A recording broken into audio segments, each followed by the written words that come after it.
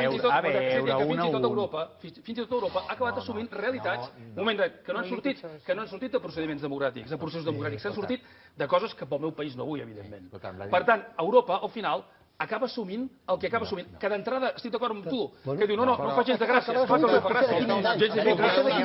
A veure, no tots al mateix temps, no. La Pilar Carracelas demanava torn. Pilar i Jordi Ribas. Els països europeus, és a dir, l'interlocutor, diguem, clàssic, no?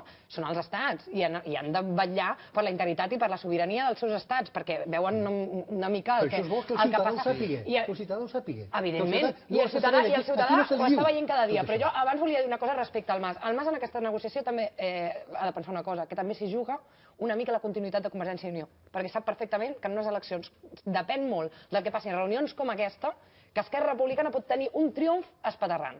Per tant, ho ha de tenir molt present. Ja t'ho vendran, Pilar, perquè mira, el Mas que ve dient que la consulta té que ser legal, i això serà absolutament difícil, és molt dificultós que això sigui legal. Aleshores, el programa de Convergència i Unió per les eleccions autonòmiques del 2012 preveia que Catalunya tenia que anar cap a un estat propi, i això té una ambigüitat tan àmplia, pot ser un estat federal, pot ser un estat independent, pot ser mil coses.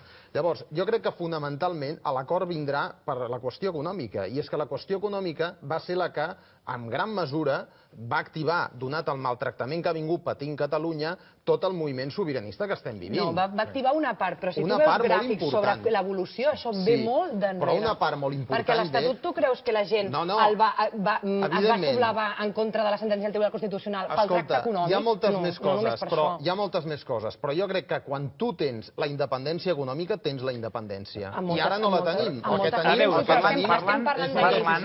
parlant de lleis verdes, estem parlant d'un xoc de legitimitat absolut. Pilar i Agustí, escolta, precisament com que esteu...